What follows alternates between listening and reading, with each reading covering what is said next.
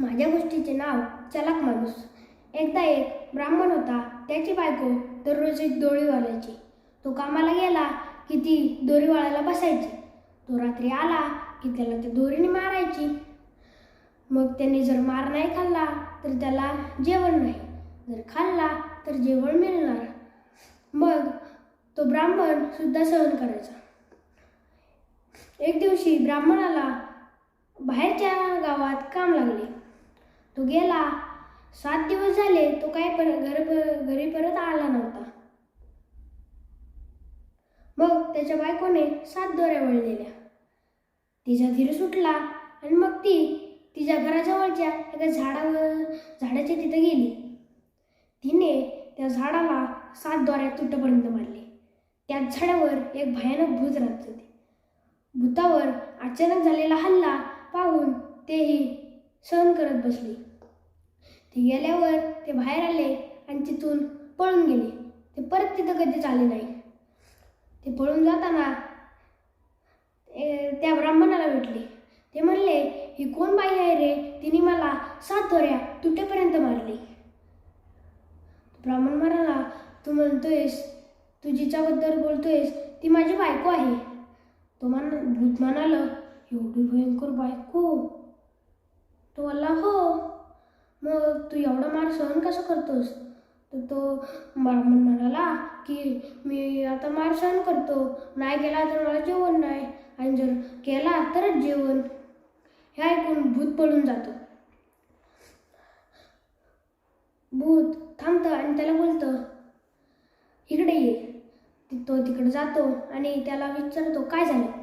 तो म्हणतो, तुला तुझ्या बायकोपासून सुटका पाहिजे का? तो बोलतो, मला माझ्या बायकोपासून सुटकाच पाहिजे, मी काय एवढी धावपळ करते.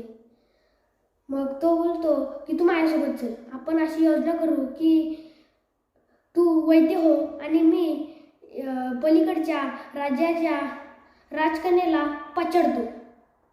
मग तू ये आणि तिला बरं कर. राजा तुला मोठा इनाम देईल आणि मग तुला हवं असलं तर त्याच्याच राज्यात ठेवून घेईल. मग तो ब्राह्मणही खुश झाला त्याचं बोलणं ऐकून. तो भूत गेला आणि त्या राजकन्येला पछाडलं. खूप मोठे विद्वान, मोठे वैद्य येऊन पण काय फायदा नाही झाला. एक दिवशी तो ब्राह्मण तिथं वैद्याच्या वेशभूषेत आला. त्याचे कपडे खूप मळलेले आणि फाटके तुटके होते.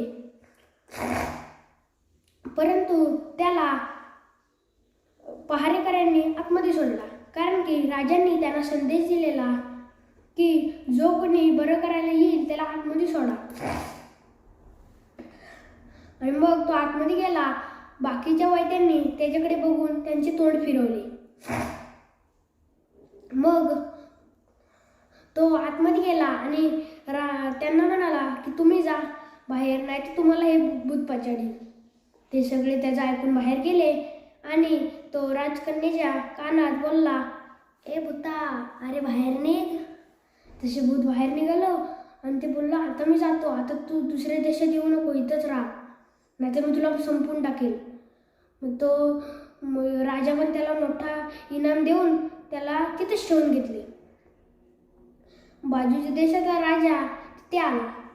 तो पहिल्या राजाचा मित्र होता आणि पहिल्या राजकन्येला पछाडलेले ती मैत्रीण होती. योगायोगाने त्या राजाचा हट्ट पाहून तो गेला.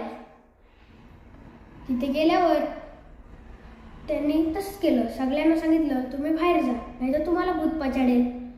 तो कानात म्हणाला, अरे भूता, बाहेर निघ. तसं भूत बाहेर निघालं आणि त्याला बोललो, आता तुला संपूनच टाकतो, तू इथं कशाला आलास? तो म्हणाला, नाही, मी तुला संदेश द्यायला आलोय. माझ्या बायकोने तुला मारलेलं ना, तीच आता 1000 दोरे घेऊन तुला मारायला येते. हे ऐकून भूत थरथर कापू लागलं आणि तिथून जेवढ्या लवकर पळ काढून जाण्यात येईल तेवढं पळ काढून गेलं. मग त्यांनी त्या राजकन्येलाही बरं केलं आणि तो परत राजाच्या देशात गेला आणि तिथे सुखाने राहू लागला. माझी गोष्ट संपली.